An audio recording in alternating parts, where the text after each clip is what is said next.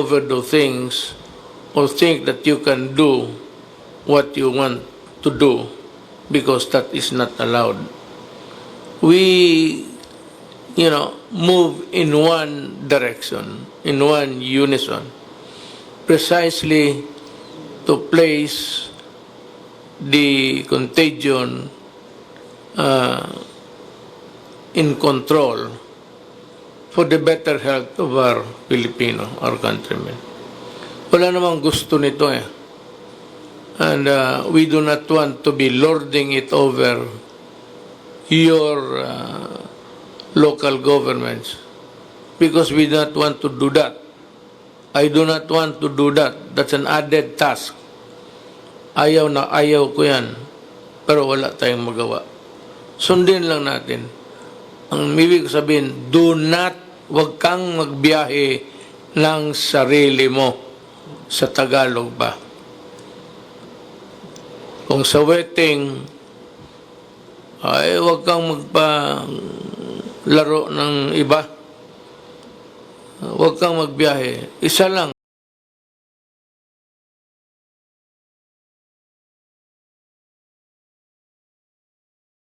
There will always be a time for that. In the coming days, we will need the help of the LGUs more and more. So I want to make this clear early on. Let us work together to implement this quarantine, and it should all begin with the LGUs making sure that your actions are consistent with the national directive. To do otherwise would sow confusion. All over the world there is confusion and chaos already because of these lockdowns. We are not the only ones into it. All countries of the world, as a matter of fact, are doing it. And that is why it adds more trouble than what is already there that we can handle. We are not alone, but let our country lead the way in imposing a lockdown and strict enough to effectively kill COVID-19. Liberal enough so that our people will not die of hunger, and orderly enough so that our country will not be driven towards chaos during these difficult times. Problema kasi nito, COVID-19 is passable. Sa tao lang. It's contact. Yung handshake o yung just maybe rubbing each other's elbow. We have to look for further and think of the economic survival of the country even after the crisis is over. Alam mo, sa totoo lang, importante lang malaman ninyo. We are imposing the social distance. Kasi nga, ang transmittal, tao lang ang pwedeng magbigay ng sakit na yan sa iyo. Hindi, walang ibang bagay. Tao ang magbigay sa iyo ng sakit na yan. So, iwasan mo ang kapwa mo tao. Pag magdating yung nagpautang sa iyo, magtago ka na ng gusto. Okay yan. Sabihin niya na nagtatago-tago ka. Gusto kong bumayad, si COVID ang ayaw. Yung stranded, we will try to help you. Your Air Force and your Army will help you wherever you are. Kung wala ka nang mauwian, kung wala na kayong matulugan, I am asking the military commanders of the different camps all over the country that you can go there and ask for accommodation at pagkain. And they will they would only be too willing to help you. Yan ang ating army at police. Bigyan kayo pagkain at tulugan. And in the meantime, they will try to communicate the authorities in Manila to, we will try to, anyway, makukuha ko kayo. That is a very terrible thing. You know, as a matter of fact, it would have been very cruel for you to drive away, lalo na yung mga bata nagbakasyon, tapos walang mauwian, walang tatanggap. My heart bleeds for them. Hindi mo malaman na kung saan ka pupunta. Pilipino ka naman, pero wala namang tatanggap sa iyo. To me, I can understand your refusal, but more than your feeling, yung akin is to somehow protect and help Filipinos in distress. As your president, I am now invoking the sanctity of my oath of office to help people and my countrymen. To all NGOs, let us move forward together with one accord. Implement the lockdowns and save our people from the dreaded disease once and for all. Ang pinakan remedyo dito is just to magkalayo kayo. Ngayon, kung yung bahay ninyo sa bukid maliliit, dikit-dikit kayo, sabayan na lang rin natin ng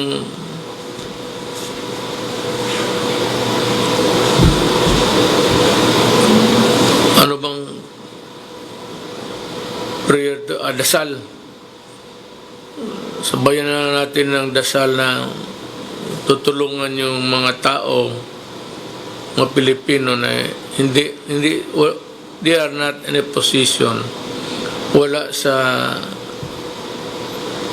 kanilang kakayahan na magsunod ng mga social standing. Better still, just keep your distance from strangers or friends, just so na maputol yung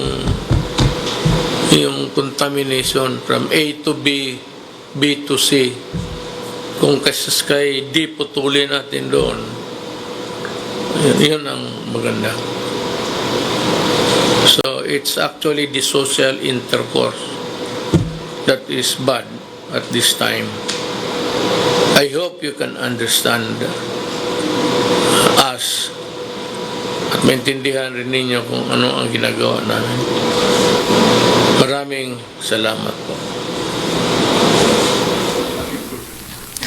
Magandang umaga po. Kasunod ng naging pahayag ni Pangulong Rodrigo Duterte, kasama na natin ngayon dito sa Malacanang ang mga miyembro ng Interagency Task Force on Emerging Infectious Diseases, kabilang na sina Cabinet Secretary Carlo Nograles, DILG Secretary Eduardo Año at PNP Chief General Archie Gamboa. Ngayon po ay mapapakinggan natin ang pahayag ni Cabinet Secretary Carlo Nograles. Maraming salamat po. Mga kasamahan ko sa gobyerno, mga magigiting na frontliners sa laban na ito, mga kaibigan natin sa media at sa ating mga kababayan, magandang umaga po sa ating lahat. This morning, we would like to reiterate the directives of the President made last night that were directed at our local government units. To quote the President, "We are in a critical time. We have resorted to this extreme measure of an enhanced quarantine for Luzon because the magnitude of the threat we are facing calls for it. By its nature, it severely restricts the freedom of movement of our countrymen. The national government needs your help during this time. Do not make this quarantine more difficult for our people than it already is." The President was very concerned because reports had reached him that several LGUs are implementing the enhanced community quarantine in different ways, and in some cases contrary to the directives of the national government. He pointed out the inconsistency in applying the ECQ guidelines issued by the IATF. Sabi ni Pangulo, one LGU does this and another does that. So pinaalala po niya, hindi po hiwa-hiwalay na republika ang mga LGU po natin. Iisa lang po ang republika dito, ang Republic of the Philippines. All LGUs, and I quote, should abide by the directives of the national government when it sets the standards and protocols to be observed during this quarantine. The President, as a former mayor, recognizes that all our LGU chief executives have a mandate and a responsibility to their constituents. But as he pointed out last night, the COVID-19 outbreak is an emergency of national proportions that requires a coordinated and national response. So it is the national government that is taking the lead in formulating the policies and regulations to be applied in our efforts to contain COVID-19. As the President said, this should be very clear, and I quote, "The national government body in charge of laying down the standards for this quarantine is the Interagency Task Force for the Management of Emerging Infectious Disease." Kaya po, pagdirektiba po ng IATF na dapat wag natin ipitin ang pagtatransport ng lahat ng cargo, dapat po lahat. Hindi po pwedeng gumawa ng sariling patakaran ng ating mga LGU at sabihin na ang pwede lamang pumasok sa lugar nila ay pagkain at essential goods lamang. By setting their own individual standards, LGUs will make this quarantine more difficult than it already is. So in this regard, the President has emphatically ordered all LGUs issuing directives inconsistent with the IATF guidelines to withdraw these immediately and abide by the directives of the IATF and those issued by the Office of the President. Malinaw po ang punto ni Pangulong Duterte. Ang mga sinasabi ng IATF na manatiling sarado, dapat sarado. Ang mga sinasabing manatiling bukas, dapat bukas. The President reminded everyone last night that the authority of LGUs to impose quarantine restrictions emanate from the directives issued by the national government. However, he emphasized that LGUs that set standards beyond or outside the directives issued by the national government are already abusing their authority. To address this, the President has directed the DILG and the DOJ to closely monitor the compliance of LGUs with the directives of the IATF and the Office of the President, and to file the necessary cases against LGU officials that refuse to comply and cooperate with the directives of the national government. Sabi ni Pangulo, sa darating na araw, kailanganin po natin ang tulong ng mga LGUs. Kaya magtulungan po tayo para maayos na ang ma-implement natin na maayos itong enhanced community quarantine. The President stressed that this starts with making sure that the actions taken by LGUs are consistent with national directives to avoid confusion. Mga kababayan, we are facing a pandemic that has affected the whole world. But as the President said last night, and I quote, "Let our country lead the way in imposing a lockdown that is strict enough to effectively kill COVID-19, liberal enough so that our people will not die of hunger, and orderly enough so that our country will not be driven towards chaos during this difficult time. We have to look further and think of the economic survival of the country even after this crisis is over." The message of the President is straightforward. To our partners in our LGUs, let us move forward together with one accord, implement this quarantine and save our people from this dreaded disease once and for all. Tandaan din po natin, ang sabi ni Pangulo, kung magkanya-kanya po tayo, di tayo magtatagumpay. Together we can beat COVID-19. Together we heal as one. Maraming salamat po. Maraming salamat, Cabsec Nograles. Makakasama rin po natin via Skype si DOH Undersecretary Rosette Vergeire. Ngayon naman, questions from MPC, Maricel Halili from TV5. Hi, sir. Good morning. Sir, when you say inconsistencies, ano po ba yung nakikitang inconsistencies ng national government doon sa pinapatupad ng ilang LGU? I'll ask Secretary Anyo to respond. Well, una-una, meron tayong guidelines na ibinigay ang IATF, EID, at ito ay naging memorandum signed by Executive Secretary Salvador Medianera. Now, may mga ibang LGUs na nag-iba ng interpretation. Like for example, the checkpoint and passing of cargos. No? Kasama dyan, dapat lahat ng cargos, especially food and medicine, should be unhampered. But because some LGUs in Visayas and Mindanao, lockdown sila ng kanilang border, ayaw na nilang paraanin itong mga cargos na ito. Na kailangan makarating sa iba't ibang lugar, kasama na rin ang island of Luzon. Second, itong mga stranded passengers who were caught during the declaration of lockdown. Ang ating ang ating palisiya dito ay yung mga inabutan sa biyahe ay dapat makauwi. Pauwiin dapat sila at padaanin dapat sa kanilang mga jurisdictions.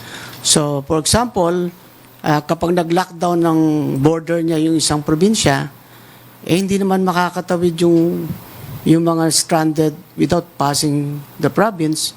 It has to be allowed. Huwag na lang pababain yung mga tao sa mga populated areas, but they should be allowed to pass through. Airport flights, wala sa authority ng LGU ang mag-cancel ng mga flights, particularly domestic flights, because that belongs to another government department. So there must be a coordination, there must be a dialogue, and there must be an agreement. So you'll find a lot of people get stranded because some LGU officials suddenly declared that domestic flights in their respective areas are already canceled or will not be allowed. Yung ating mga OFWs, balikbayan, and foreign nationals, we are allowing them to leave our country anytime. But because some balikbayan and some foreign nationals cannot pass through a particular jurisdiction, they cannot get through the international airport. So malinaw naman yung mga ibinigay nating guidelines, dapat ay susundin ito ng ating mga LGUs. And lastly, ang Luzon ay under enhanced community quarantine or similar to the total lockdown. Visayas and Mindanao are not. They have the option to impose general community quarantine, but before they can issue the enhanced or the lockdown, it has to be cleared with DILG and the DOH. So dapat susunod tayo sa ganyang mga guidelines para walang kalituhan at walang may stranded na mga kababayan natin. So sir, sino-sino po itong mga LGU na sinasabi natin na sumuway doon sa guidelines na binigay ng national government? I cannot name those LGUs, but there are already official communications that we are doing with them. Siguro ganyan na lang. Ang pakiusap lang po natin for the LGUs is just coordinate lang with DILG. Yun lang. Yun lang hiningi namin. Tapos yung DILG says something na kunyari nahirapan na kami dito or gives its directives, it gets that authority from the president. So sunod lang. just cooperate with the DILG. Yun lang naman ang ating ano dito. Kasi ang DILG may presence sa IATF eh. Sa IATF kasi nadidiscuss ang lahat, no? Economic, health, all aspects nadidiscuss. So sa implementation, when the DILG says something or nakikiusap sa LGU, ano lang, follow lang. Yun lang. Sir, clarification because, well, ilang araw na rin na naging issue yung tricycle doon sa Pasig City.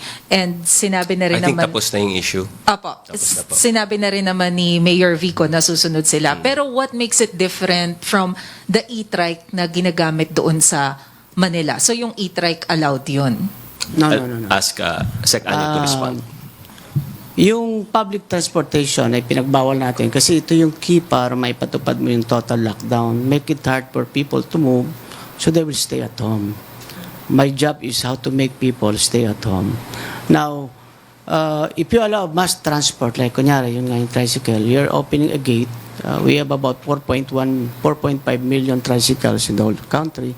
Much more dito sa Pilipinas, sa Metro Manila, pinaka-minimum dyan is about 270,000 tricycles.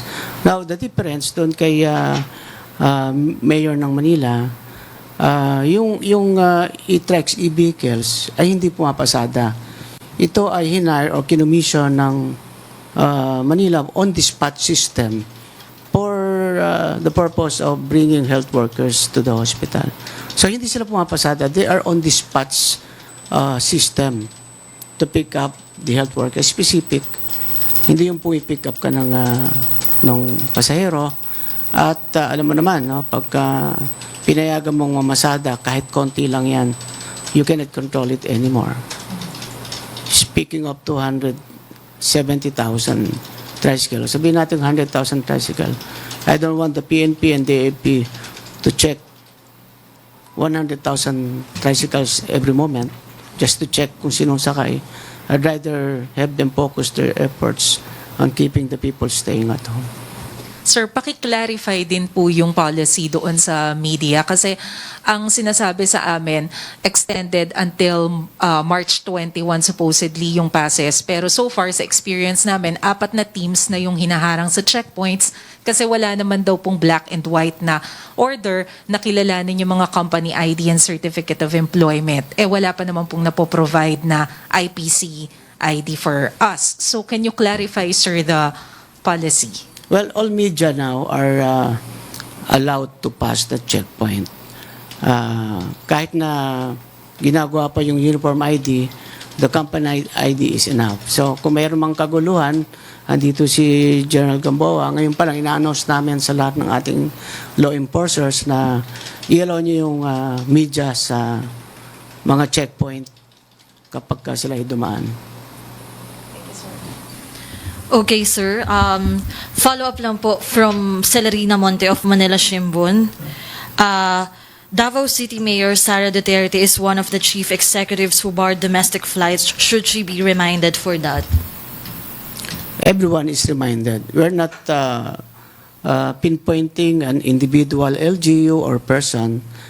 This is the guidance of the President intended for all LGUs. Let's make this clear, ha. Let's not start this ball rolling of identifying LGUs. Alam ko where this is going. So hindi po ito, let's not fall into that. Okay? Pagtulungan po tayo. Wala nang ganyanan na, di ba? Sinong LGU yan? Nagtuturuan na eh. Parang that's not healthy anymore. Yes, yes. Please. Ano lang, this is a general directive of the President. And everybody just follows. So, wag na yung mag-intriga pa ng ganito, ganyan. Pare, COVID-19 ang kalaban natin dito. Hindi tayo magkaaway dito, ha? Okay, sir. Phone-in questions from Argan Merez of ABS-CBN News Online for CABSEC. The whole week, presidential spokesperson Salvador Panelo has been saying that the government has enough funds. Pero biglang nagpapatawag ng special session for Congress to pass a supplemental budget. Sa ngayon po ba, magkano po ang pondo pa ng gobyerno para sa COVID-19 response at hanggang kailan po ito tatagal? Magkano po ba ang kailangan na budget ng gobyerno para rito sa kabuuan? I don't know if I am authorized already to give a statement regarding that, no. But number one, let me make this clear. Totoo po, may pera po ang gobyerno. We have the funds to battle COVID-19 and take care of all Filipinos, no. Number two, we need the help of Congress. Okay? We will, when the time is right, we will tell you how you can help. But at this moment, already the President has instructed some persons to already contact the leaders of Congress. So, meron na po tayong pakikipag-ugnayan. Maybe in the coming days, an announcement will be made. But right now, wala pa akong clearance to make that announcement. So let's let the people in charge do their jobs, and let's respect muna the way they do their jobs. Basta, ang assurance ko lang, number one, may pera pong gobyerno, and number two, we need the help of Congress. Okay. And for DOH naman, kasama rin po natin si Ma'am Vergere via Skype. House Secretary Duque and another, should the President be in self-quarantine or should he be tested again for COVID-19? Kasama po natin si... Yes. Parang,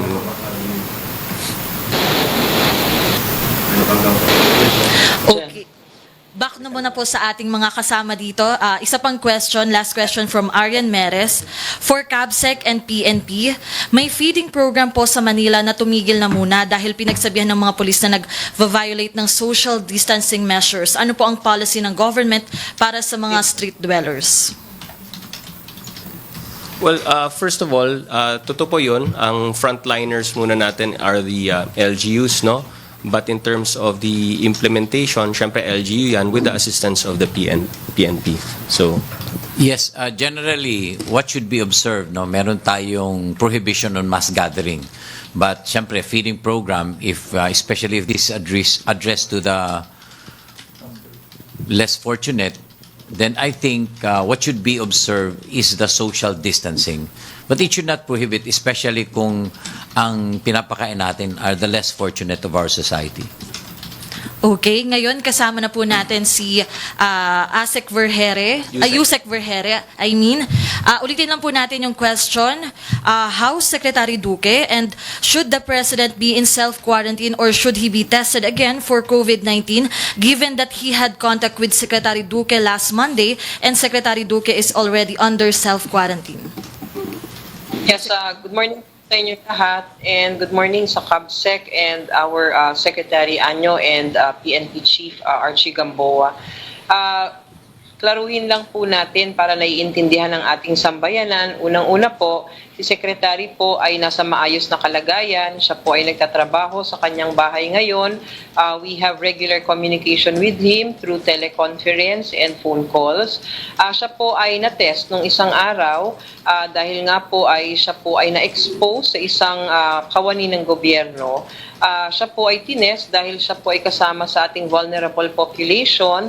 Siya po ay may asthma, may high blood, at saka kasama na po siya sa ating elderly population. Siya po ngayon is in good condition. Pangalawa po, kung si Presidente po ay kailangan nating itest, tandaan po natin, pag gumagawa po tayo ng contact tracing, meron po tayong initial contacts or the direct contacts of the case. Meron po tayong second layer contacts, third layer contacts, and so on and so forth. Si Secretary Duque po is a direct contact. Wala pa po yung test niya. Si Presidente po, kung sakasakali, ay nakasalamuhan ni Secretary Duque. Pag lumabas po ang resulta ni Secretary Duque, at kung sakali po ay ito po ay wag naman po sana na magpositibo siya, tsaka po natin bibigyan ng abiso ang ating Presidente para mag-test ulit at para mag-quarantine. Okay, thank you so much, Yusek Vergere. Ngayon naman po kumuha tayo ng questions mula dito sa ating kasama dito, si Manny Vargas of DCWB.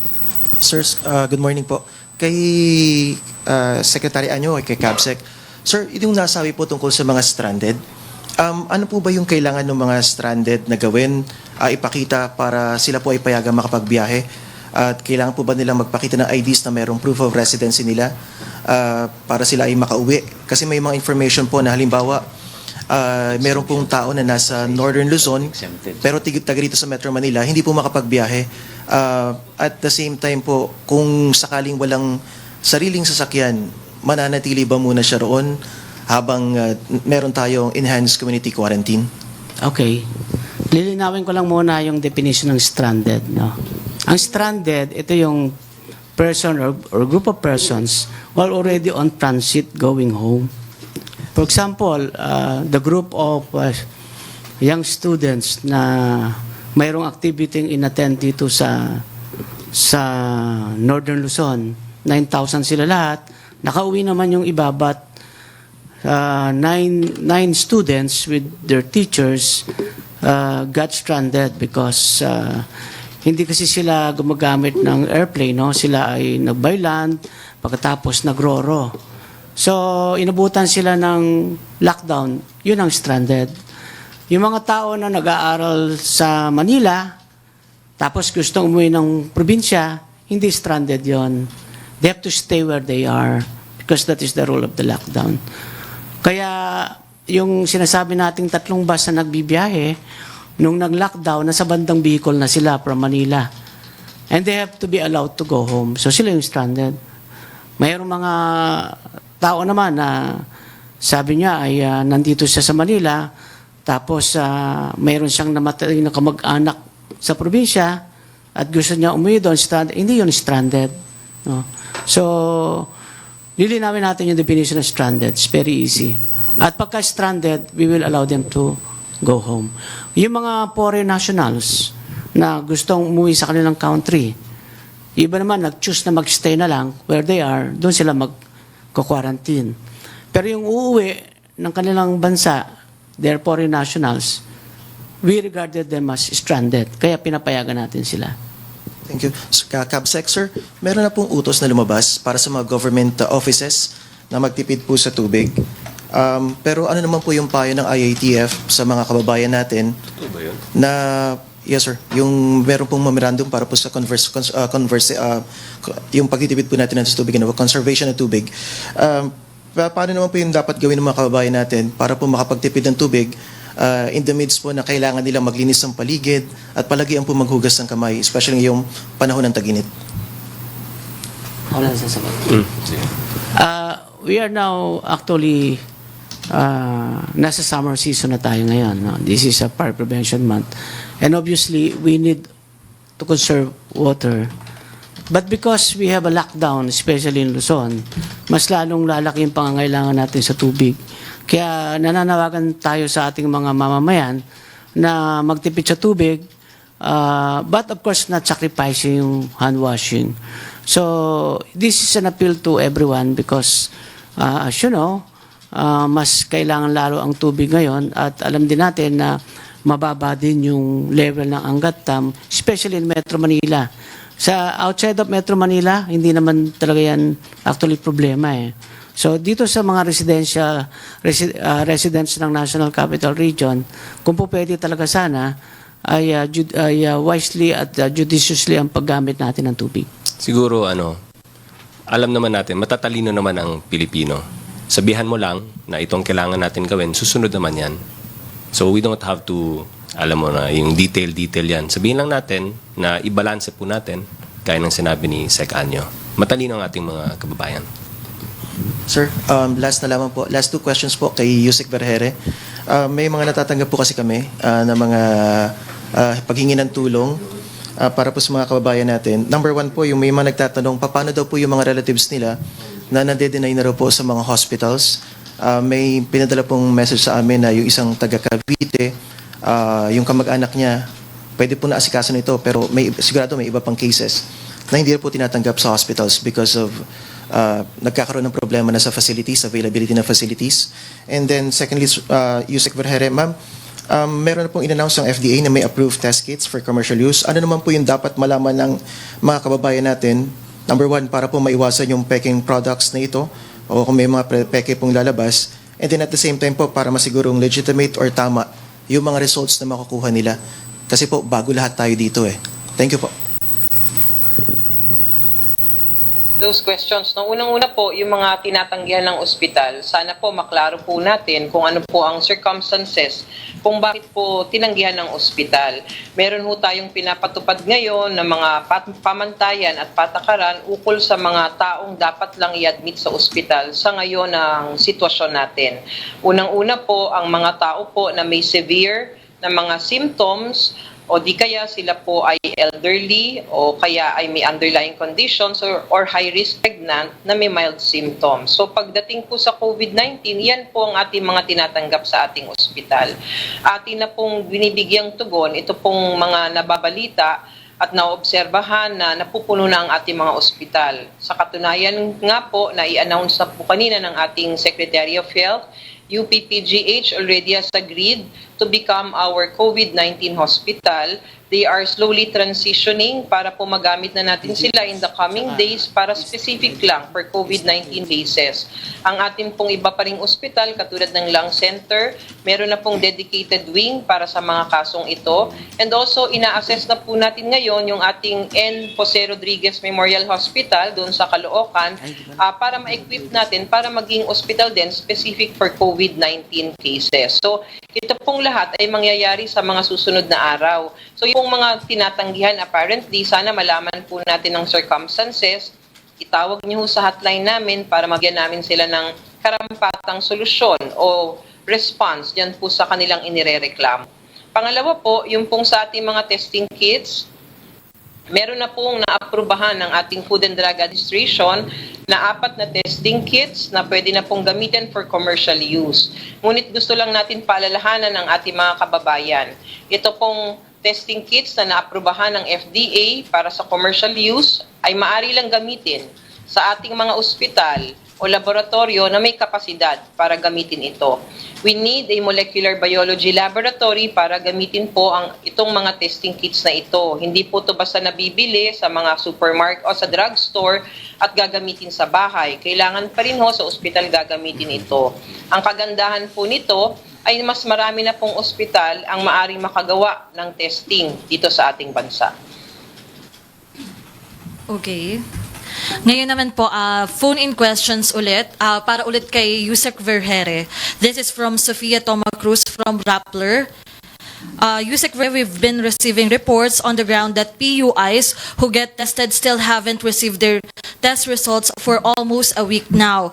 Why is this so? Is the backlog in RITM? If so, how much? And what's RITM's current testing capacity? Yes, ma'am. Maganda po yung tanong kasi marami na rin po nagtatanong at maraming nababahala. Ang sinasabi po natin ngayon, maging straightforward, we are being challenged right now with our testing capacities, our laboratory capacity. So simula pong nakakuha tayo ng ganitong mga datos, simula po nung nakuha natin itong mga reports na ito, nagkaroon na po ng pagmomobilize, no, ng mabilis. Ang ating subnational laboratories ay binuksan na, binigyan na ng mga reagents at testing kits at nag-uumpisa na ho silang mag-test. Dito po sa atin sa Davao, sa Cebu, sa ating Baguio General Hospital, ang ating San Lazaro Hospital, ang Lung Center of the Philippines. Sa katunayan po, ang ating mga laboratorio rin na malalaking ospital dito sa Metro Manila ay minumobilize na natin. Pupuntahan ho natin mamaya, may team tayo na pupunta sa 5 malaking ospital dito sa Metro Manila para po makita natin if we can already extend our capacity to them para makapagtulungan with us. So, yun pong mga nababalita na medyo may delay. Totoo po iyon. We are being challenged right now but we have already tried to facilitate para po mapabilis at saka mai-spread po natin ang capacity sa mga different facilities natin para bumilis po ang testing natin. Opo. Ma'am, follow-up question lang from Tina Mendez of Philippine Star. What is the government's contingency plan in case Metro Manila hospitals reach full capacity? Yes, ma'am. The contingency plan is really, agree po kami sa private sector, pinag-uusapan na ngayon, is really to have a dedicated COVID-19 hospital. Not just one, but if hospitals that can be situated in strategic areas of the country. Pag nangyari po ito at nagkaroon na tayo ng COVID-specific hospital, mas spread out po yung ating mga kaso, no? Mapupunta na po lahat sa COVID-19 hospitals natin at madidecongest po ang ibang ospital para tanggapin naman po nila ang non-COVID hospital. So hopefully po, ito po yung ating pinaplano and hopefully it will work for all of us. Opo, ma'am. And another follow-up, Yusek Vergere from Joyce Balancho of DCMM. Kanina po may mga nabanggit na kayo ng mga COVID-19 hospitals. Ma'am, paano naman daw yung mga PUIs and PUMs? Saan po sila dadalhin? Ganun pa rin po ang patakaran natin. No? Hindi po tayo nagbabago ng proseso sa ngayon dahil meron na tayong dinedesignate COVID-19 hospitals. Ang sinasabi lang po natin, pag nagkaroon na po tayo ng specific na ospital para sa mga kaso ng COVID-19, lahat na po ng iniisip natin o sinususpetsa at kasama dun sa ating criteria na kailangang matignan sa isang ospital ay doon na lang dadalhin. Mapaprevent na ho natin ang mix of patients sa iba't ibang ospital natin. Madidecongest na rin natin yung mga ospital natin na kailangan naman natin non-COVID cases. So, PUIs or PUMs, and actually PUMs hindi natin dinadala sa ospital, sa bahay lang. Yung mga patients under investigation, severe cases with underlying conditions, dyan na po natin uumpisahang dahil mga bagong matatala natin na ganito sa ating mga COVID-specific hospitals. Okay, sorry Yusek Vergere, marami rin po questions for DOH. Another follow-up from Angel Ronquillo of RMN. For Asek Vergere, sa Japan may case doon after recovery ng COVID patient, nung tines ulit siya, nag-positive na naman. Sa atin ba sa Pilipinas, yung mga recovery patients ay minomonitor ulit para malaman kung talagang COVID-free na sila? Yes ma'am, meron ho tayong protocol, no, na kapag ikaw with positive, tapos po ay wala na kayong simptomas, maaari kayong pauwiin, but we still continue self-isolation days. But what's important is after 14 days of being positive, kailangan matest kayo uli para mag-negatibo po kayo. Okay, thank you Yusek Vergere. Balik po tayo ulit sa MPC, Vance Fernandez. Yes, sir. Good afternoon pa, good morning. To Cabs, regarding dito sa PPP program ng ating pamahalaan, tuloy po ba ito hanggang ngayon? Kasi alam naman natin na maraming mahihirap ngayon in time of this crisis na nangyayari sa ating bansa. May mga ginagawa na pong hakbang ang DSWD tungkol dyan. At hindi lamang sa PPP, kundi pati na nun sa mga senior citizens at iba pa mga tinutulungan ng DSWD na mga yung regular clients po nila. Kasi marami naman po tayong mga tinutulungan mula sa iba't ibang mga programa ng DSWD. So may mga ginagawa na pong hakbang ang DSWD para mapanatili at matuloy natin in a way na protected din yung ating mga social workers, no, at ma-exercise din po natin yung social distancing. So sa susunod na mga araw ay maglalabas po ng mga guidelines at directives po ang DSWD, si Secretary Bautista. Lagi naman po namin pinag-uusapan yan sa IATF. So when the time is right, maglalabas na po si Secretary Bautista ng mga guidelines niya para dun sa mga regular clients po ng DSWD. Mga kailan kaya to, sir? Nakausap ko kasi si Sec Bautista, may mga kagabi, no, during the meeting. So may mga fina-finalize lang po sila sa lalong madaling panahon. Sir, some of the SS pensioners are still awaiting. May nagagawa po ba ngayon ng SSS para maibigay yung kanilang mga pensyon? Kinakausap din namin ang SSS dito, no? At siguro hintayin din po natin yung announcement mula sa SSS. But yes, SSS is also one of the offices, no, na kinakausap natin tungkol dito. Sir, Actually, ano naman siguro ang general rule is lahat ng mga benefits, no, para sa ating mga kababayan, itutuloy naman natin, hindi naman natin pipigilan yan. Pero kailangan malinaw kasi, no, kung paano natin gagawin ito in light of the COVID-19, no, na dapat ma-exercise yung social distancing, dapat hindi rin ma-expose sa dangers yung ating mga fellow government workers, di ba? Or mga social workers natin. So, kailangan maayos lang natin. But ang assurance po natin is those who regularly receive benefits from government will continue. Hindi naman po pipigil yan. Inaayos lang natin in a way na safe po lahat. Okay, on another issue. Sir, I will not pinpoint any LGUs, but my question is about LGUs.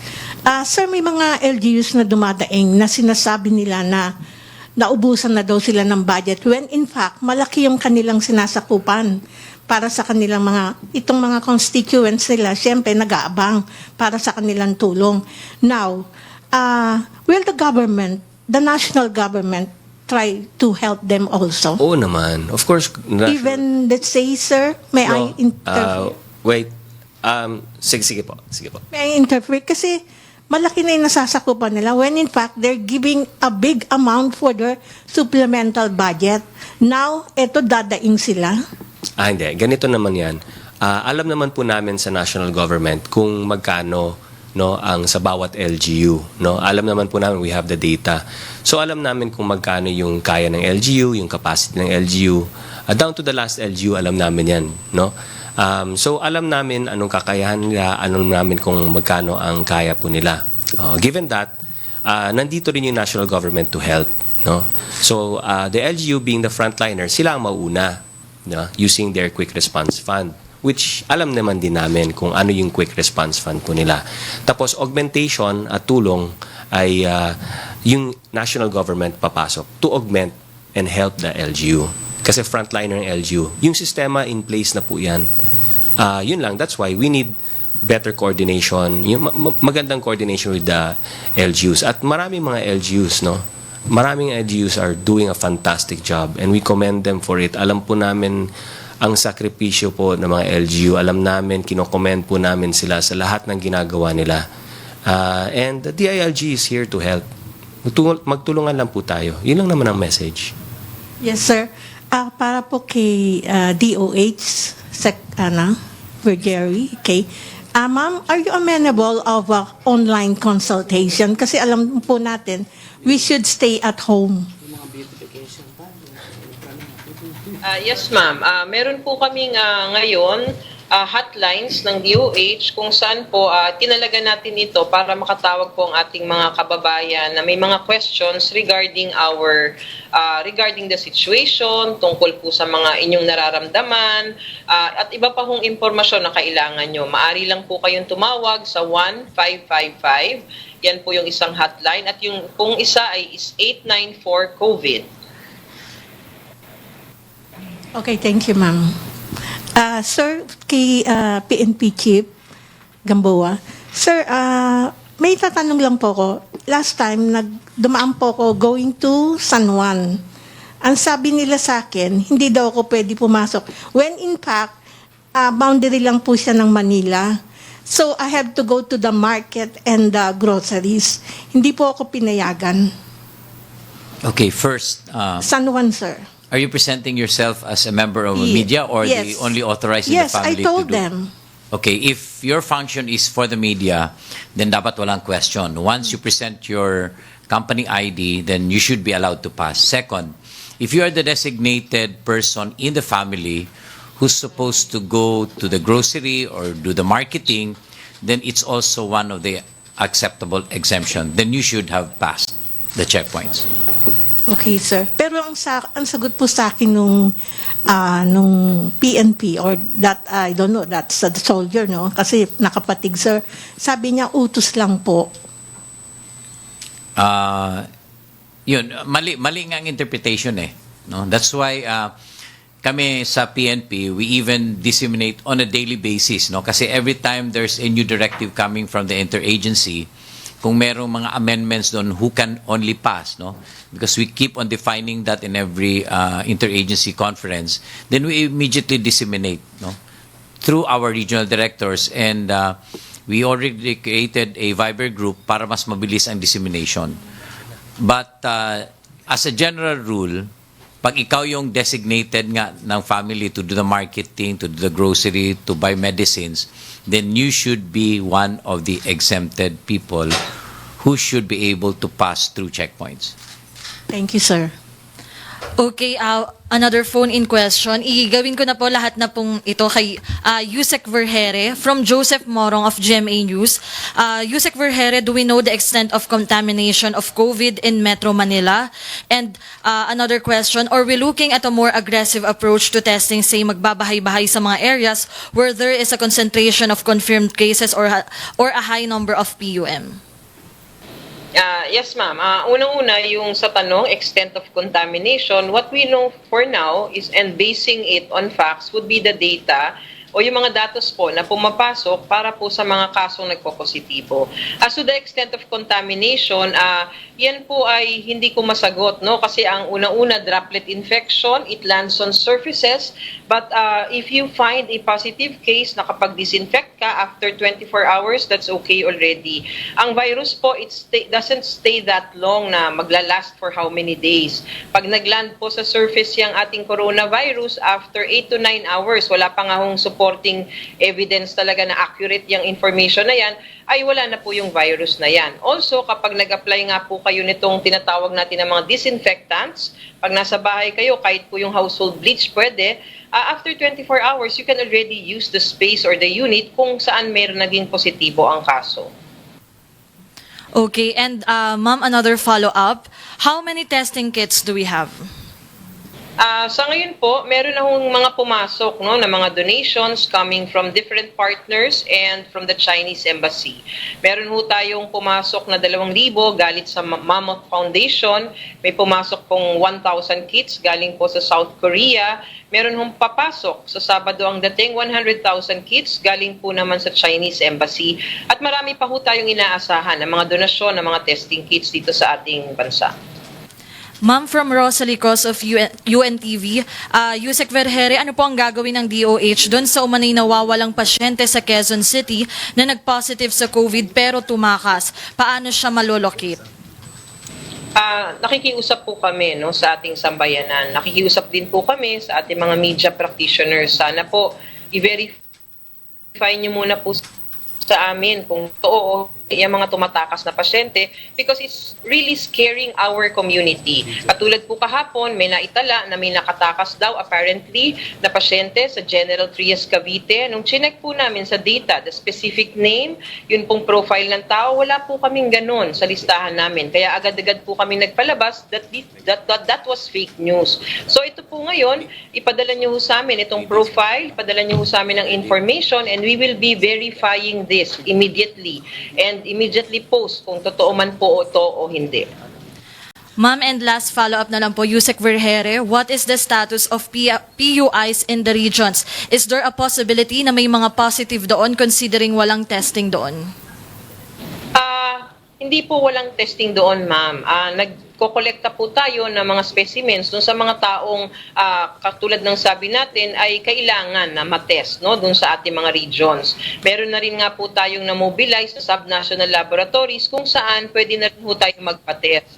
Ang sinasabi ho natin, ang ating mga kaso ngayon or mga patients under investigation ay malaki ang porsyento na nandito po sa atin sa Luzon area. Sa regions po natin, about 20 to 25% of our patients who we are monitoring are there. So kaya nga po araw-araw kinakausap na rin po ng ating Secretary of Health, ang ating mga regional directors, ang ating mga EXECOM members na in charge dito sa mga lugar na ito para po mapag-igting pa natin ang ating surveillance and of course the capacity to manage our cases there. So, iniimbitahan po, kung if I may take this opportunity, ma'am, imbitahan ko lang po lahat po ng sambayanan, no, and even our media practitioners, please join our DOH PH COVID-19 Viber community para ho nakikita nyo araw-araw ang aming updates at saka fact checks. Kung meron ho kayong mga information na nakakalap at gusto nyong i-verify, you would find it here because we immediately verify news that we get from social media. Okay, thank you, Sec. Vergere. And for Capsec Nograles lang po, another question from Rosalie Cos. Sir, may susunod pa po bang IATF recommendation sa Pangulo? At ano po ba ang worst case scenario? May mas mataas na alert level pa po ba sa sub-level 2? At ano po ang magti-trigger para rito kung sakali? May IATF meeting po kami pagkatapos po nito. So, tingnan natin kung after the meeting, magbibigay ba kami ng mga panibagong guidelines after the meeting. So, may marami kaming pag-uusapan. So, kayo po, kung gusto nyo sa evening or gusto nyo sa morning natin i-announce, it's up to you kung ano gusto niyo. But may meeting po kami ngayon. Okay, back lang po tayo kay Maricel Halili again of TV5. For Yusek Vergere, ma'am, mabilisan lang po. Ma'am, are we capable of doing a more aggressive testing for yung mga COVID-19 positive like yung mga bahay-bahay na test? Para adjust natin, ano? And in other countries, though it has been done, like in South Korea, they did mass testing, pero ito po ay meron silang capable ang kanilang health systems at capacity for that. Sa ngayon po, hindi pa naman natin nakikitang kailangan natin gawin ito pong mass testing na ito. Ngunit of course, nandyan po yan sa ating talaan, nasa mapa, nasa radar. Kung sakaling dumating yung panahon, we have enough resources. The government can do it, and it is already imperative for government to do it. Gagawin po natin yan kung sakasakali. Ma'am, yan pong 8 patients na naka-recover from COVID-19. Ano po yung nakikita natin na common denominators nila? Common factors, bakit po sila naka-recover? Oh, well, most of them, ma'am, do not have underlying conditions. Most of them are not in that age group na medyo vulnerable na. So ito po yung mga common denominators that we can see among all of these 8 patients who have recovered. Yusek, marami lang po nagpapatanong from netizen yung alleged preferential treatment daw po dun sa ilang politician na nakapagpatest ng COVID-19. The likes of Senator Zubiri and his wife na asymptomatic naman daw po. Ano po ba yung policy natin? Bakit po napayagan daw sila na mag-test despite the lack of test kits? Klaruhin lang po natin to, ma'am, no? Matagal na po nating sinasagot to for these past days dahil nga po marami pong nai-issue tungkol dito. Unang-una po, nung ginawa po natin ang mga test na ito sa ating mga high-level officials, ang ating pong testing or ang ating diagnostic criteria ay hindi pa nababago. If you will take note of the chronology dun po sa mga polisiyang inilalabas namin, atin pong binago ang aming criteria for diagnosing, for identifying people na i-admit o kaya ay itetest. Mula po nung araw na yun, hindi ko po matandaan if it was March 16 or earlier than that. Pero po, ito pong mga na-test natin na higher level officials during the time ay nakapasok pa po sila dun sa criteria natin. Ibig sabihin po, kasi dati, kahit po walang simptomas, basta may history of exposure, basta may history of travel for the past 14 days in a country with localized transmission, ay tinetest natin. So lahat po nung natest natin na higher level officials during that time, ay pumasok po yan sa decision criteria natin. Salamat po.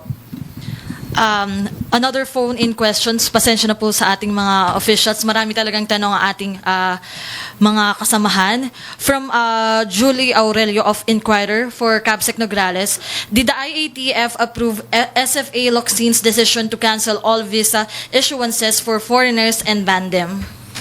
Yung pronouncement ni SFA was based on mga data na pinrovide ng IATF sa kanya. Okay. And sir, another question from Rose Novenario of Hataw. I think this is for PNP or DILG. Ano po ang gagawin ng pamahalaan sa mga ulat na nagiging bayolente na ang mga nagugutom na maralita bunsod ng sitwasyon ngayon? Paano po may iwasan ang mob rule kung mabagal ang pamamahagi ng pagkain sa mga pamayanan? First, yung mga lumabas lahat na mga balita kahapon were all fake news, no? And I have already tasked the anti-cybercrime group to trace them. But again, this is a warning to everybody because based on the revised penal code, as amended on stiffer penalties under Republic Act 10951, you can be punished by disseminating, posting fake news. No, so again, we discourage people to do this. Hindi kayo nakakatulong, no? But the Philippine National Police will go after you.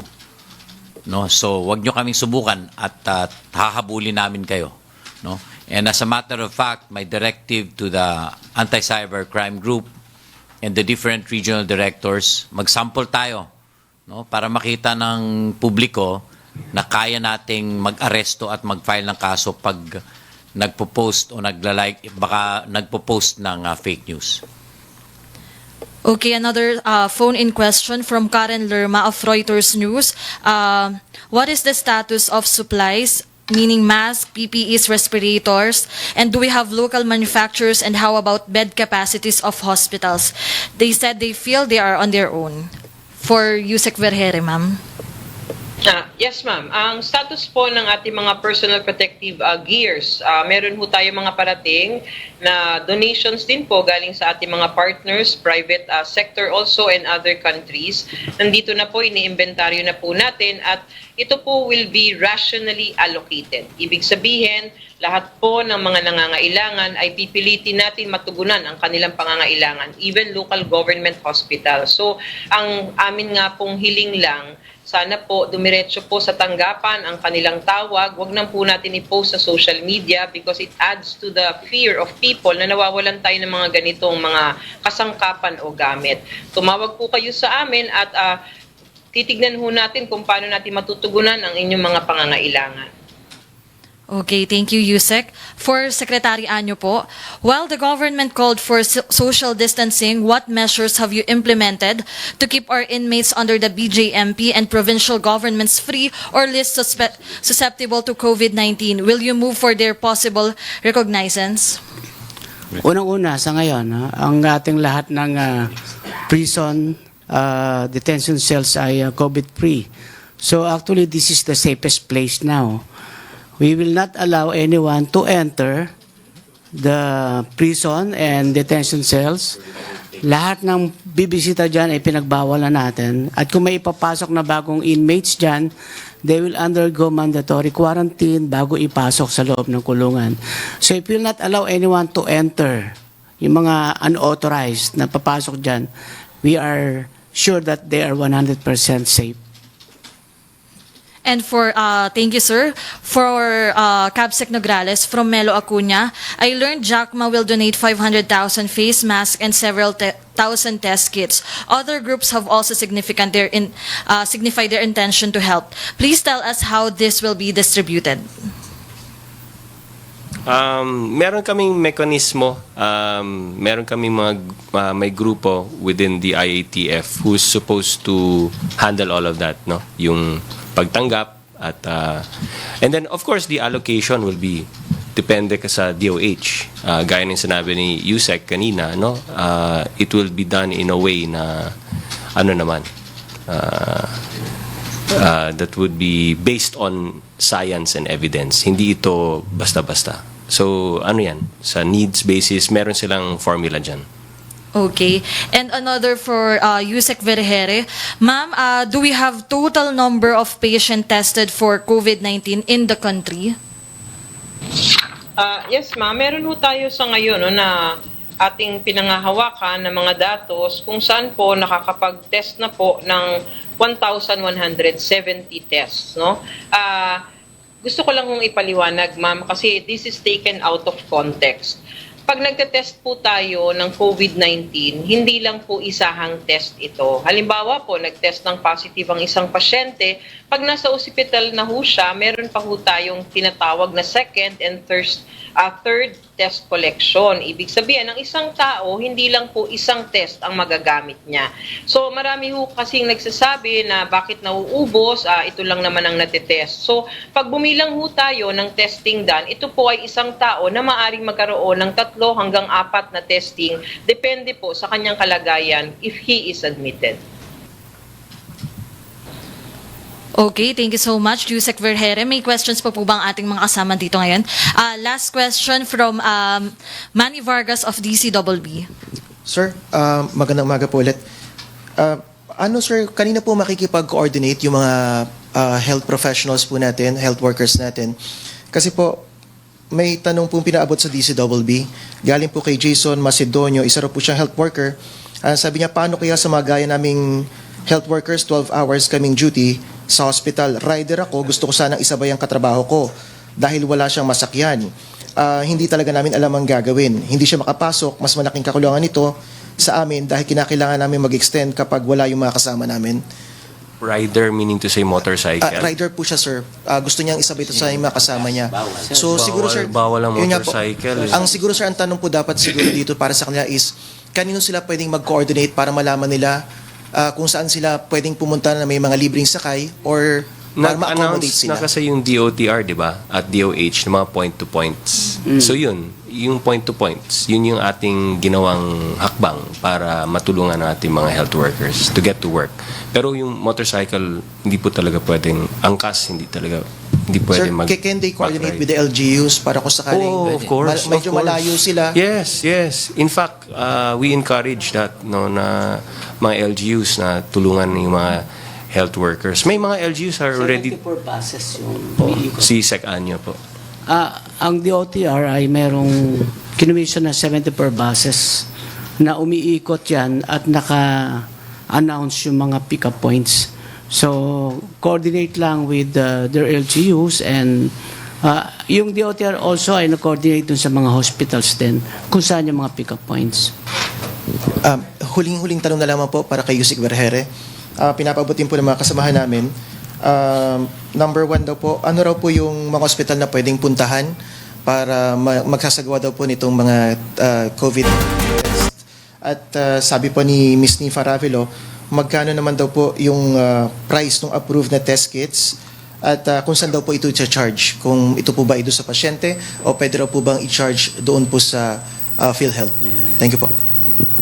Okay, wala pa naman po nung una, no, nagsabi na tayo kung saan po tayo pwedeng pumuntang mga ospital kung sakaling nakakaranas tayo ng COVID-related symptoms at pasok po dun sa ating sinasabing dapat lang pumunta muna sa ospital para maiwasan ang paglaganap pa ng infeksyon. So, meron ho tayong levels 2 and level 3 hospitals. Pakiantay lang po ang ating announcement. Baka po mamaya pagkatapos ng meeting namin with UPPGH this afternoon, kung atin na pong sasabihin sa ating mga kababayan na maaari na kayong pumunta sa UPPGH at sa iba pa ho nating designated hospitals para doon na kayo titignan. Pangalawa po, magkano po ang ating mga commercially available na ngayon na mga lab test kits. Wala po ho akong impormasyon ukol dyan. Gusto ko lang paalalahanan lahat. Ginagawa pa rin po ito sa isang ospital na may kapasidad ang laboratorio para gawin po ang mga test na ito. Okay, isang pahabol lang po kay Yusek Vergere from Agence France Press. Patanong naman po yung contact tracing ng mga Muslims na sumama sa tablay sa Malaysia. Nahirapan ata ang contact tracing. Ma'am? Yes, nakuha na po natin itong impormasyon na ito ng isang araw pa. At meron ho tayong isinagawang coordination with our undersecretary dyan sa Mindanao area na siya po ang namamahala ng ating pagsasagawa ng contact tracing for all of these apparently 202 Filipinos na nagpunta po sa Malaysia at nakabalik dito. So nakikipag-ugnayan po tayo ngayon directly with our BARM, ang kanilang mga opisyalis doon para makuha ho natin ang mga datos na ito. And ma'am, super last na talaga, from NPR, what is the projection we're looking at given the rise of the number of cases? Enhanced. Ganun pa rin po ang sagot natin. No? Katulad ng sabi ko nung isang araw, nagkaroon na po ng modeling estimates ang ating mga eksperto kasamang World Health Organization na sinasabi at that minimum na sinasabi natin na reproductive rate ng isang taong may COVID positive case, maaaring makapanghawa ng 2, we are projecting, no, based on evidence, na maaaring umabot tayo ng 75,000 in 2 to 3 months kung hindi tayo gagawa ng maayos na pagpapatupad nitong mga stringent measures na ginagawa natin sa ngayon. Gusto ko lang hong klaruhin na mangyayari lang po ang pagtaas nitong bilang na ito sa ganitong kataas na 75,000 kung hindi tayo susunod sa gobyerno. Kaya nga po tayo nagpapatupad ng ating mga measures ngayon katulad ng enhanced community quarantine ay para maputol ang transmission and hopefully ma-flatten natin yung curve, ma-spread natin into many months ang mga kasong ito para mas makaresponde po tayo appropriately. Okay, thank you, Yusek Vergere. Now the last question from Vance Fernandez. To Cabsec Nograles from Tina Mendez of Philippine Star. Has the palace stopped President Duterte's 16 billion contingent fund and the 13 billion calamity fund for COVID? If yes, magkano po? Gaya ng sinabi ko, ayoko po pangunahan ang any announcement that will be made. I stick to what I said a while ago, na meron po tayong pondo at we will need the help of Congress. And the President has already assigned certain persons to talk to Congress on how we will work together to make these funds available for all of the needs na kailangan natin in all aspects, health, social amelioration, pagtulong natin sa ating mga kababayan, and even sa economic recovery. So, lahat po yan. Pero sir, still intact po ba daw to? Itong 2 lump sum? Basta yung pera natin is available, no? And we just need the help of Congress in certain... we'll make the announcement when it's... Sir, last na lang po kay Yusek Vergere. Sir, patanong po from GMA Lay Albis, sabi niya, ilang beses po, ilang tests po ang ginagawa sa RITM? Nawala na. Parang nawala na po si Yusek Vergere sa ating line. Pero kasunod po ng ating IATF briefing ay ang Laging Handa program sa People's Television Network. Patuloy po tayong mag-abang sa ating mga kababayan. May statement po na po si... ayan, mag-stay pa rin ang ating mga opisyal para sa Laging Handa program sa People's Television Network. Maraming salamat po. Thank you.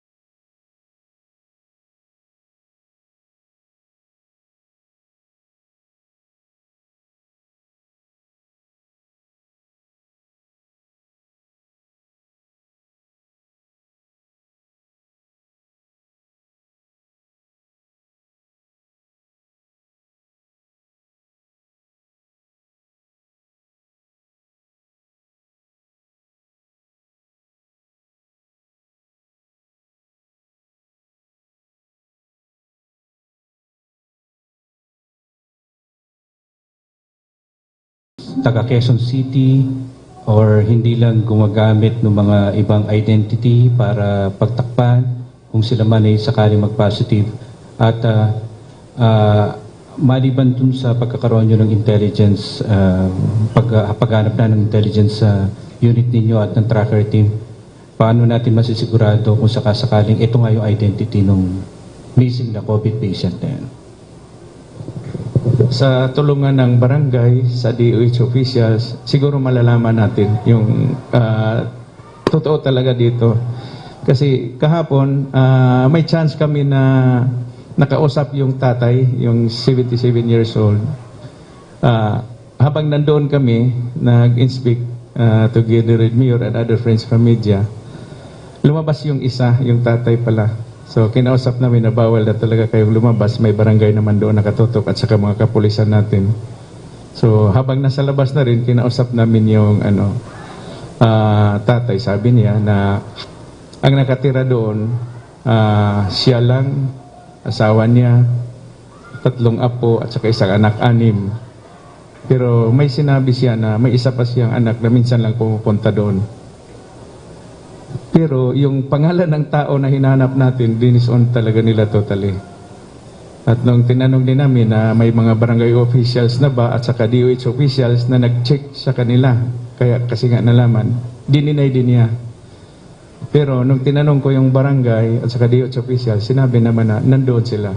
Kaya nga nalaman nila. So, either nakalimutan lang siguro dahil sa edad, baka, or may tinatago. Either way siguro.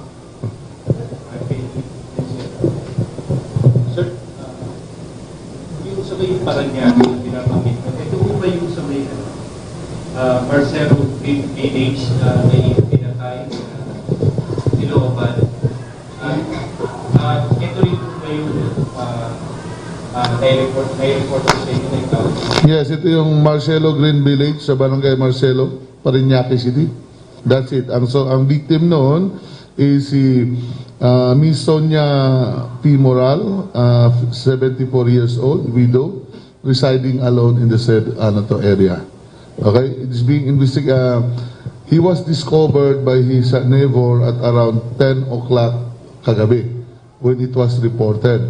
The PNP went there when they received the report, and accordingly, pinumunta na rin yung SOCO teams natin, nag-recover, and accordingly, ang death niya between 3 to 7 p.m., tapos 30 stab wounds siya.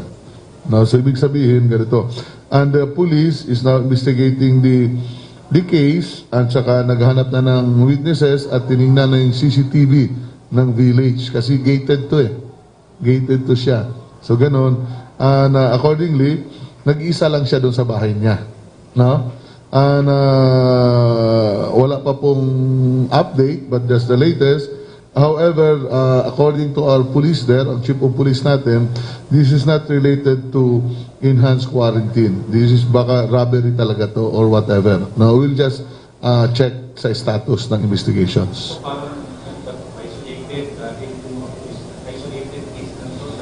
I could not tell you as of now, diba? We will investigate further.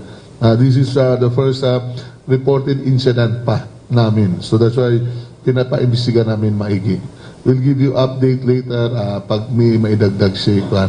And we'll post this in our Viber group for your appreciations. Yes, ma'am. No less than the District of PCPD has expressed his worry na pag nadagdagan pa yung kaso, the situation now will worsen, baka mabusan naman ng police. Or not ba, RD, ang mga military po ba strictly nasa QCP lang sila? Or ano bang nasa guidelines can they also be deployed in areas of... Actually, tama yung Monteo. Could you just imagine lahat ng mga barangay si quarantine natin ilan yan? So sa ngayon, kinaya pa naman. You will observe that we have not requested the army personnel yet kasi kaya pa naman ng police. Marami pa kaming police. Diba? Kaya inactivate namin, red alert.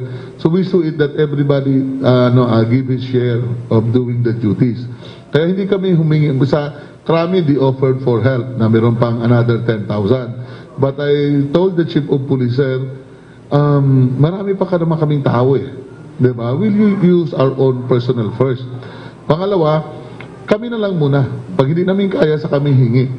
Kasi kung kukuha kami doon, baka yung mga tao namin naman ang nagbulakbol. Nakanyo? So yan. Pangalawa, aanhin naman namin ng sobrang tao na wala namang ginagawa, papakainin pa namin. They will eat up our resources, di ba? So kung ano lang talaga, it's a balance talaga. No? Ngayon, so far, kung may kailangan tao, use your people, ganito, to maximize ang utilization ng tao. At para mabawasan din manghawa. Kung yung sa Krami is hindi pa nahawa, di ba? So doon muna sila.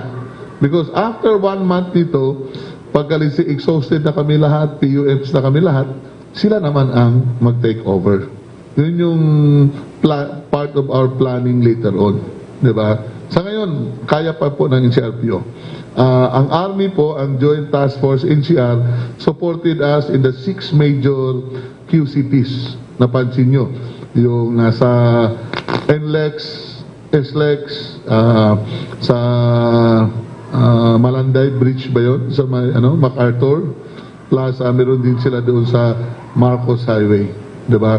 So yun lang po. Pero yung medyo mga federal roads natin ay kaya na po ng mga pulis natin yun. Kasi mabilis na lang eh. Kasi lockdown na eh. Nakasara na. So ang gagawin, gusto mong pumasok, muna kung authorized ka ba o hindi. Pag hindi, hindi ka papasukin. Just like pag lalabas, wala na rin. And kasi wala namang kwan wala namang supposed to be sasakyan, di ba? So, mangilan-ngilan na lang yung sasakyan na yan. Mabilis na lang natin ma-check up. Already sabi nga, ang anti-criminality operation, whatever purchase that is no amount to lawfully. Nevertheless, in the situation now, what's the most challenging for NCRC? Actually, maintaining the quarantine is the most challenging talaga. And of course, the health of our people. Alam nyo, pag isang pulis, 2 pulis dyan nag-positive ng COVID-19 virus, lahat na kasama niya are PUMs automatically. So, pag isa-isang deployment yan sila, there are, let's say, isang platoon, which is 34. Isa lang dyan ang magsabi ng positive after check-up, lahat yung 34 na yan, self-quarantine kagad yan. So, sino pang gagwardya? Then, replenish tayo. Diba? Ganun yun. Then, we wait for 14 days para malaman natin kung sino yung apektado o hindi apektado. Ganun yun. And we encourage our people na pag mayroong ganun, huwag na umuwi. Diba? Huwag na umuwi. We use our own quarantine facilities or stay inside camp. Para naman, ma-monitor properly. Total, hindi naman pagkain Diba? Tapos pwede kang padala na lang ng damit. Sabi ko nga, pagka yung magpakuan sa likutan, kunin na yung mga gamit nila sa bahay. Kasi baka yung bahay mo, clean pa yun, unaffected pa. Kung umuwi ka, at wala ka namang proper talaga yung bahay natin, usually 1-2 kwarto lang, ilan lang CR. Pag nandun yung anak mo, alangay, hindi ka magpakita. Mga ganun ba, simple things na kuwan. So we encourage our people. Some of them always requested, sir, doon ako sa bahay para maalagaan ako. Sabi namin, fine. Diba? But we are still now insisting sa kanila, huwag na kayo umuwi at this time. Kasi iba talaga yung ngayon Kasi nasa harap na talaga kami. Kami na lahat tumarap dyan. Hindi na namin alam kung sino-sino yung mga kausap namin. Kasi we strictly impose namin face shield, may mask, at saka gloves, at saka ganitong uniforme po. Sana nga, that is the biggest challenge namin. Now, how to maintain this one, and how could we prevent na hindi maapektuhan yung tao namin. But you already have one policeman to guide on COVID. Yes, si IDG.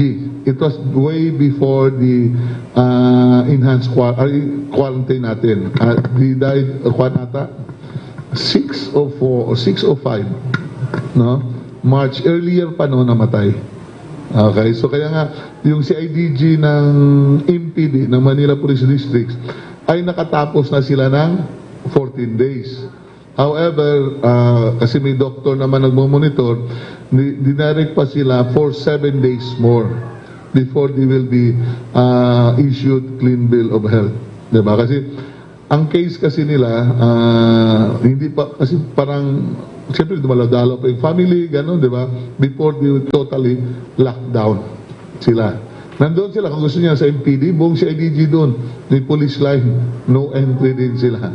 Nandun yan sila. Ganon din yung CIDG ng Krami, no entry din sila. Yung pagkain nila, kung mag-request lang sila kay district director, pinapadalhan na lang sila. Yes, hindi na sila pinapalabas. Ganon. So, they were able to, observe it na 14 days na nga sila, 15 days na nila But the doctor says, sir, we need more 7 days just to be assured. Sabi ko, go ahead. Anyway, kung anong gustong bilhin, pabili na lang kayo at naka-PPE naman yung doctor na magkuhan.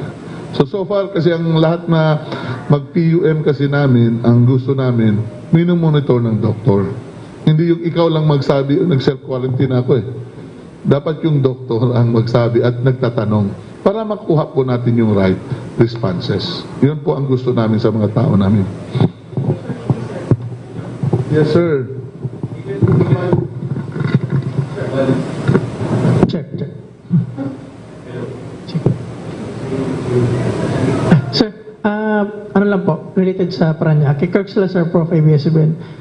Sir, this reaction niyo lang po, despite ng quarantine checkpoints, may nangyari pa rin pong aksidente sa Paranaque. Ano po yung reaction niyo dun, sir? Wow! Ganun ba gusto mo? Ikaw naman, amigo. Kakasasabi ko na nga, inimbestigahan. Diba? Ano gusto mo? Umiyak ako? Or magwaw ako? Yes, I only inform you that we are investigating. Ikaw, di ba? Natawa lang ako, ha? Pasensya na kayo. Masyado tayong seryoso. Sometimes we need outlet, ano? Kasi the more adrenaline comes in at happy hormones, baka mamaya matanggal yung kwan. We're investigating the case. Okay? Okay ka na? We're investigating the case. The reactions? We are investigating the case. Yes, madam. Alam namin ang goal clarification, pero I could highlight ako kasi what are you saying now is just, sorry, I know I'm going for investigation, pero ito ba ay simple, may kawalan lang talaga, there's an opportunity, and there's a need, pero it has nothing to do with the community quarantine. It's just that may talaga magnanakaw lang talaga. Actually, we are leading to that. Ayoko nga lang conclude kaagad because I need to talk to the investigators. I need to assess kung ano ba talaga kasi sila nasa ground eh.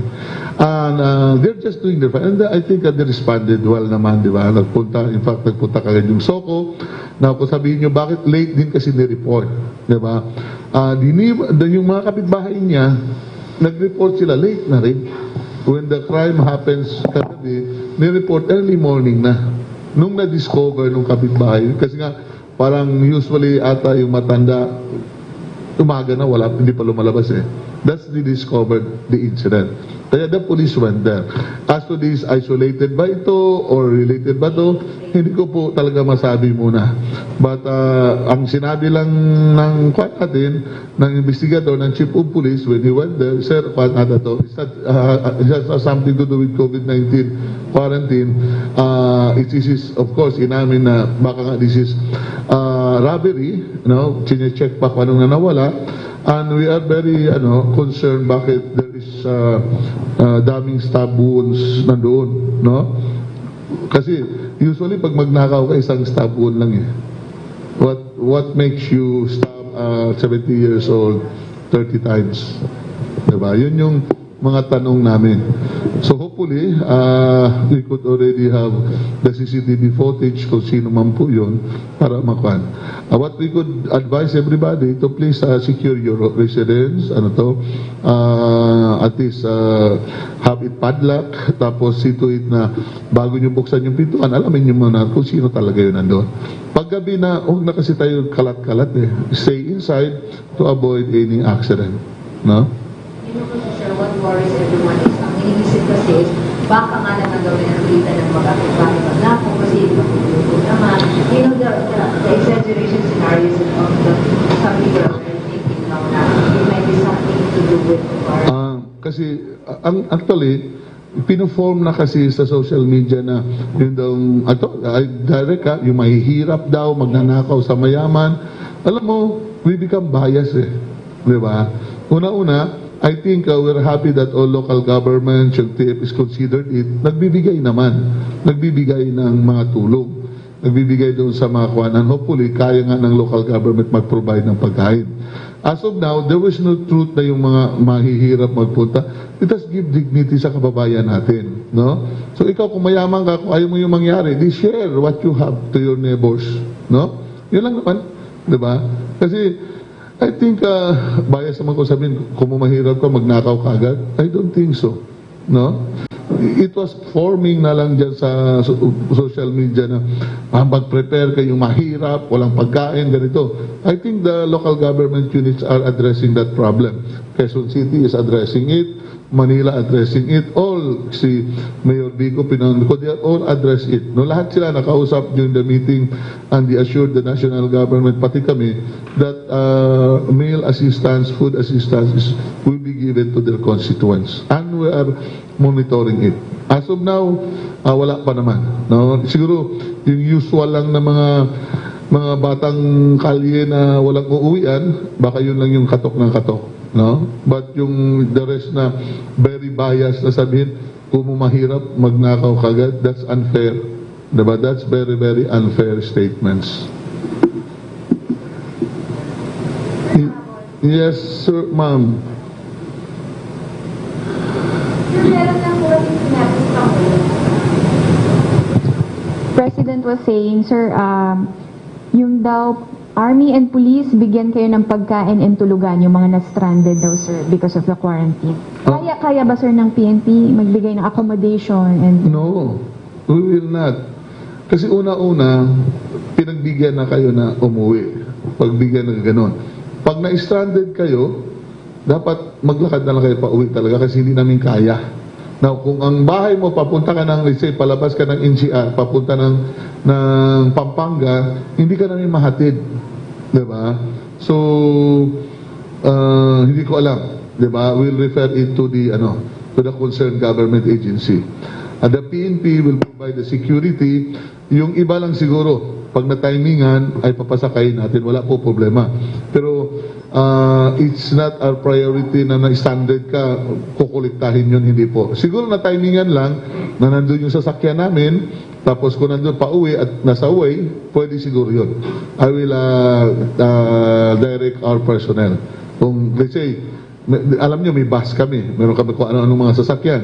Siguro, pagka pwede, at walang sakay, baka. Hindi kasi sa amin yung magpasakay. Pangalawa, ang purpose nga ng quarantine is hindi mamasyal. Kaya nga pinutol yung pinutol yung public transport para everybody stays at home. Yung except yung emergency. Then it should have been the local government unit providing vehicle for their constituents. Kami, kung matimingan lang, we provide. But in order to protect our people also, ayaw din namin mahaluan ng hindi namin kakilala. Di ba? Baka mamaya lang kung saan-saan galing yun, mahawa pa yung mga tao na yun na naman yung problema namin. So pasensya na lang pag hindi kayo napasakay ng pulis sa ngayon. Kasi we also observe social distancing among ourselves. Okay, thank you very much. Monday or Tuesday, we'll have another one. We'll show you the statistics already. Kinukulate pa kasi namin, hindi nakahabol. Okay? Now, ito po yun, if you want it. Yung nangyari po doon sa Binondo na sinabing nakaw ng Chinese, totoo po, Chinese national, pero snatching po yun. Tapos nahuli po ng police yun, kasi may police na. That was 3 days ago. Ito po yung report ng station commander. If you're interested, I'll let you show it. And of course, my statements regarding sa looting po. Okay? Bridge, bahala ka na po mag-present sa kanila. Kung wala na, salamat po at mabuhay tayong lahat. Sir?